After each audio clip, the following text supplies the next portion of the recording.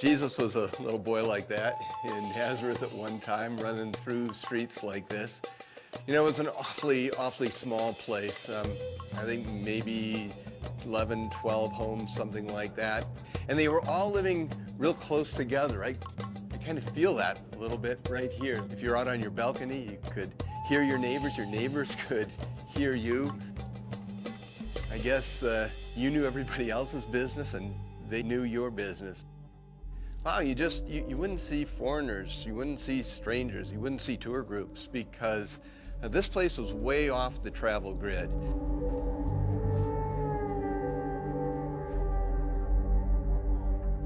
Nazareth of the first century was only 4 acres in size.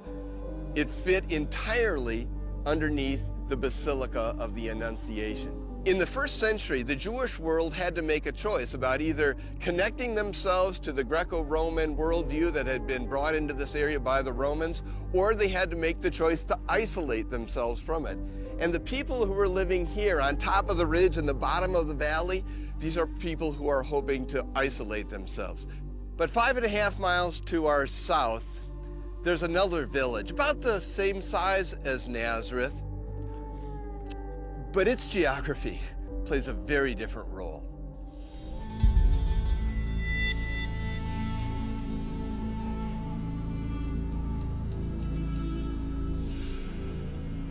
Just across the valley from here that you may not have heard of, the village of Nain, there's a very powerful story there that I want you to hear.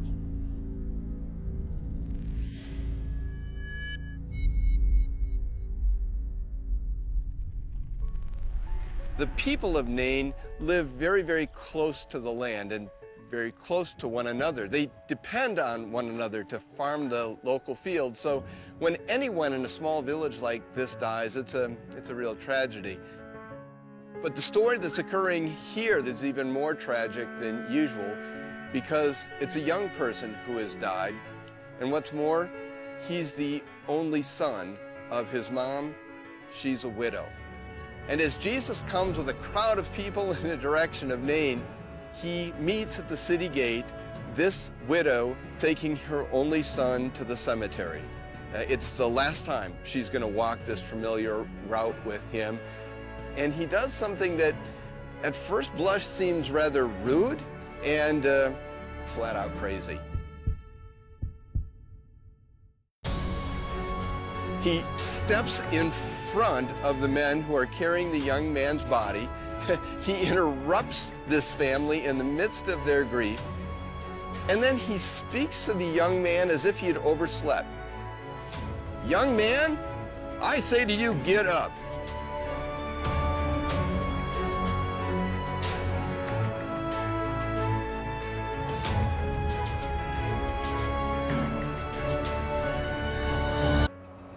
Hello. Is this the church of the widow's son? Hi, is this the church? Yes. It's the church. Yes. It's locked, I can't get in? No keys, no keys. No keys. Thank you. From here. Just from here. From here, thank you.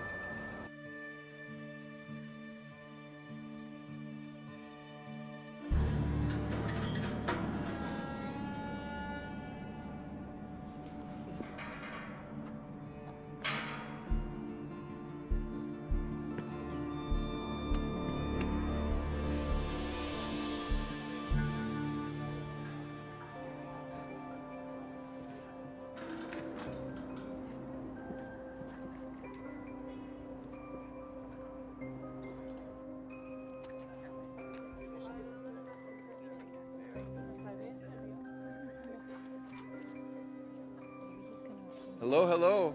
Where are you from? Texas. You're from Texas. Yes. Why have you come here? Because we wanted to see the church of the miracle with the widow. Can you tell me what you know about this story? Where are you from? I'm from Wisconsin, Oh. but I meet lots of people from Texas. Your name is Lyra. Lyra. Hi, Lyra. I'm Jack. Hi, nice to meet you. Hi, it's so very nice to meet you too. I always have wanted to come here, but I've never come here, and I found my own way in. kind of do that occasionally. You have to look for Jesus to find him. You have to look for Jesus. I like that. You have to look for Jesus to find him. I'm wondering if you could tell me why you've come here. What story did you come here to remember?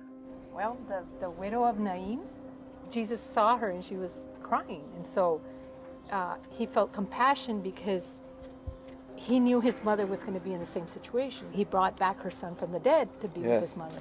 That's an amazing story. Well, I didn't say it. It was the Bible.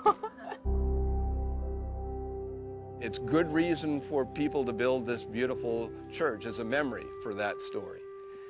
But the story doesn't end there in Luke, because we get reaction. And that's actually why Jesus came all the way down here, was to get the reaction that he got from the crowd. Everyone who is here shouted in unison, "A great prophet has risen among us. God has come to help his people." Now the question is, where in the world did they come up with that language? If you and I were to take another walk over the ridge just to our south, about 1.5 miles from here is another village on exactly the same mountain. The village is called Shunem, and it has one Old Testament story that's a powerful one. Elisha, the prophet, had been in the habit of moving back and forth between the Jordan River Valley and between Mount Carmel.